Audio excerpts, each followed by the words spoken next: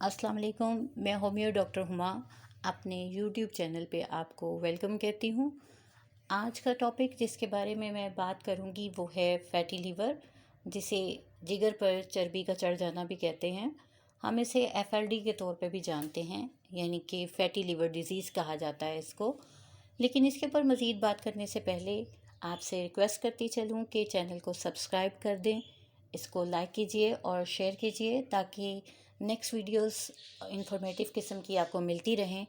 और आज बात करते हैं हम फैटी लीवर के बारे में।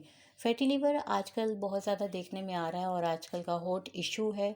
ऑलमोस्ट मेल्स हों या फीमेल्स हों, इनमें ये चीज़ देखने में आ रही है और इसको हम मेडिकल टर्मिनोलॉजी में हिपेटोस्टियोसिस भी कहते हैं। और ये बात आपको बताऊं कि ये होता कैसे है। एक्चुअली ये एक्स्ट्रा एक्यूमुलेशन ऑफ फैट होती है, यानी कि फ़ैट्स का इकट्ठे हो जाना लिवर में, बॉडी में। देखें, आपके जिगर में चर्बी का इकट्ठा हो जाना। आसान लफ्ज़ों में ये बात है कि इसको कहा जाता है फैटी लीवर और हम इसे एफएलडी कहते हैं, यानी फैटी लीवर डिजीज़। ये कंडीशन लीवर डैमेज की तरफ ले जाती है, लेकिन ये कि बज़ाहिर ख़ास कोई इसकी सिम्टम्स नज़र नहीं आती हैं और हम डायग्नोस नहीं कर सकते इजीली इसको। हेल्दी लीवर में फ़ैट्स की मिकदार तो होती ही है, लेकिन कम होती है। जब ये 5% से 10% तक हो जाए तो प्रॉब्लम बनता है, इससे पहले तक ओके है। अब इसकी 3 स्टेजेस होती हैं जिसके बारे में आपको मैं बताऊं तो आप इसको जान सकेंगे कि किन क्या क्या इसके साथ प्रॉब्लम जो हैं वो रिलेटेड होते हैं। Number 1, liver Solan. ये हमारी फर्स्ट स्टेज होती है फैटी लीवर की। इस स्टेज को हम हेपेटाइटिस भी कहा जाता है, स्टीटो हेपेटाइटिस कहा जाता है। यानी कि इसमें क्या होता है कि स्वेल कर जाता है लीवर। दूसरी स्टेज जो है, सेकंड स्टेज जिसे कहते हैं, इसे स्कार टिश्यूज़ कहा जाते हैं फॉर्म। और इस फॉर्म में क्या होता है, इस कंडीशन में यानी क्या होता है कि फाइब्रोसिस होने लगता है, सख्ती आने लगती है टिश्यूज़ में लीवर की। और इस थर्ड स्टेज जो है उसमें क्या होता है, एक्सटेंसिव स्कार टिश्यूज़ बन जाते हैं। यानी इसी कंडीशन का और ज़्यादा इंटेंसिटी आ जाती है, शिद्दत आ जाती है। ये सेकंड स्टेज ही जो है वो बदतरी की तरफ चली जाती है और जो हेल्दी टिश्यूज़ होती हैं इनको रिप्लेस कर देती है और वो ख़राब हो जाती हैं। इसको हम लिवर सिरोसिस कहते हैं। इसमें क्या होता है कि जिगर अपने नॉर्मल साइज़ से कम हो जाता है, श्रिंक कर जाता है, सिकुड़ जाता है। ठीक है, अब मैं आपको इसकी फॉर्म्स बताती हूँ, फॉर्म्स और टाइप्स कह लें आप। कि फैटी लिवर जो है नंबर 1, यानी इसकी मेनली 2 होती हैं टाइप्स। और इसको एक तो होती है अल्कोहलिक लिवर डिजीज़ इसे कहा जाता है, और एक होती है non alcoholic fatty liver disease. तो इसमें क्या होता है, जो अल्कोहलिक होते हैं यूजुअली आप नाम से ही समझ सकते हैं कि हैवी ड्रिंकिंग करने की वजह से होता है। जो लोग अल्कोहल का इस्तेमाल करते हैं और बहुत ज़्यादा हैवी ड्रिंक्स लेते हैं इस किस्म की, तो उससे इनका ये प्रॉब्लम बन जाता है। और सिर्फ यही नहीं, बहुत सारे जो बेवरेजेस होते हैं इस किस्म की जिसमें कार्बोनेट्स बहुत ज़्यादा मौजूद होते हैं मिकदार में, तो ऐसे जो लिवर्स और इस किस्म के जो मशरूबात हैं, और स्पेशली जिस तरह की ये जो एनर्जी ड्रिंक्स वगैरह होती हैं, इस टाइप के ड्रिंक्स अगर कोई लगातार लेता रहे तो तब भी ये चीज़ लाहक हो जाती है। सेकंड जो इसकी कंडीशन मैंने आपको बताई वो क्या है कि नॉन अल्कोहलिक फैटी लिवर होता है।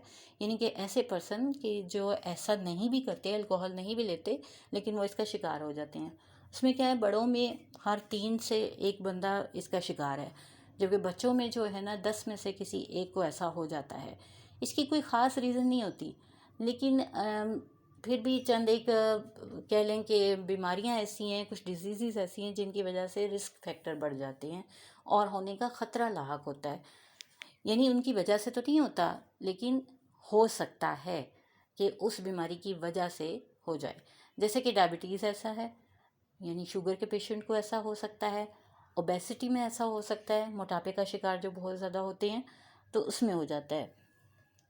अब ये है कि कौन लोग इसमें ज़्यादा इफ़ेक्टिव होते हैं, किन लोगों को ज़्यादा इफ़ेक्ट करता है, तो ये एशियन पीपल्स में ज़्यादा देखा गया है और हिस्पैनिया के जो लोग हैं ना उसमें ये चीज़ देखने में ज़्यादा आई है।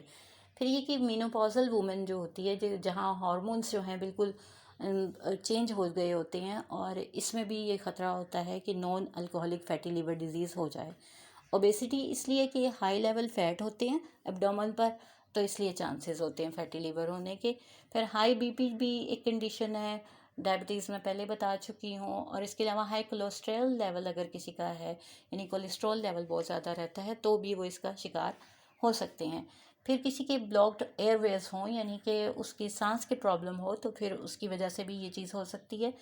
अब कॉजेज़ के बारे में बात करें तो ओवरवेट जो होता है डेफिनेटली, जैसे ओबेसिटी मैंने ज़िक्र किया, या जो लोग मोटापे का शिकार हैं उनमें ऐसा हो जाता है, या टाइप 2 डायबिटीज़ में ऐसा होता है, या फिर मेटाबॉलिक सिंड्रोम होता है किसी में, तो उसमें भी ऐसा हो जाता है। और फिर ये है कि सर्टेन प्रेस्क्रिप्शंस होते हैं, कुछ ऐसी मेडिसिन्स होती हैं कि उनके खाने की वजह से भी ऐसा हो सकता है। चंद एक सिम्टम्स बताती चलूँ कि जब आपके सामने ऐसा कोई पेशेंट आता है तो उसकी यूजुअली क्या सिम्टम्स देखने में आती हैं। तो क्या होता है कि एब्डोमिनल पेन आप देखेंगे सबसे ज़्यादा। इसमें क्या होगा, फीलिंग ऑफ फुलनेस पाई जाएगी। अब देखिए सिम्टम तो यहीं हमारी मेडिसिन की पता चल जाती है कि फीलिंग ऑफ फुलनेस जहाँ होगी वहाँ हम नक्स भी दे सकते हैं, चाइना भी दे सकते हैं अकॉर्डिंग टू सिम्टम, और बहुत सी मेडिसिन है जो दी जा सकती हैं।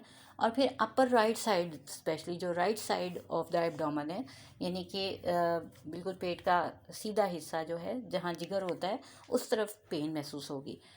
नंबर 2, नोज़िया और लॉस ऑफ एपेटाइट होता है, यानी कि मतली की कैफियत रहती है और भूख नहीं लगती है। फिर वेट लॉस भी होना शुरू हो जाता है, ये चीज़ देखने में आएगी। और येलोइश स्किन देखेंगे आप। इसके अलावा वाइट्स ऑफ आइज हो जाएगा, यानी कि ये जॉन्डिस में जो कंडीशन होती है कि पीली जर्द पूरी स्किन हो जाती है और आंखें सफ़ेद बिल्कुल हो जाती हैं, बिल्कुल कुछ यानी डाउट ये भी होता है जैसे कि अनीमिया का कंडीशन हो। फिर स्वॉलन एब्डोमेन, इसके अलावा यानी एडिमा की कंडीशन आप देखेंगे कि पेट और टांगों का हिस्सा जो है वो क्या होगा, एडेमेटिक होगा, उसमें पानी जैसे पड़ जाता है। एक्सट्रीम टायर्डनेस देखेंगे आप, पेशेंट बहुत ज़्यादा थका हुआ महसूस होगा, और मेंटल कन्फ्यूजन होगी, वीकनेस होगी। डायग्नोसिस कैसे करेंगे आप? ये कि मैंने आपको बताया कि सिम्टम तो नज़र नहीं आती है, तो इसके लिए साइंस देखते हैं हम। इसके अलावा अल्ट्रासाउंड होता है, लीवर बायोस्कोपी होती है, फाइब्रोस्कैन होता है, उसके ज़रिए पता चल जाता है। अब बात कर लेते हैं ट्रीटमेंट की। तो हमारा होम्योपैथिक ट्रीटमेंट बहुत अच्छा है इस सिलसिले में। सबसे पहले याद रखिए, अल्कोहल से अवॉइड करें, वेट लॉस करें, डायबिटीज़ को कंट्रोल करें, कोलेस्ट्रॉल और ट्राइग्लाइसराइड्स जो हैं इनका ख्याल कीजिए, और फिर ये कि वाइटामिन्स जो हैं, विटामिन ई लीजिए, एक्सरसाइज करें रोज़ाना, तो ये चीज़ें काफ़ी कवर हो जाती हैं। अगर अनकंट्रोल रहे तो लिवर कैंसर की तरफ चला जाता है, या फिर सिरोसिस हो जाता है, अल्टीमेट लिवर फेलियर हो जाता है। और ये इस सिलसिले में हमारी होम्योपैथिक रेमेडीज़ चेलिडोनियम, कार्डासमेर, boldo, lycopodium, phosphorus, calcarea carb, nux vomica, cholesterinum, ये बहुत ही ज़बरदस्त मेडिसन है। और सबसे बढ़कर नेट्रम सल्फ बहुत आला किरदार अदा करती है, अगर हम अकॉर्डिंग टू सिम्टम इनको यूज़ करें। आज के लिए इतना ही। अल्लाह।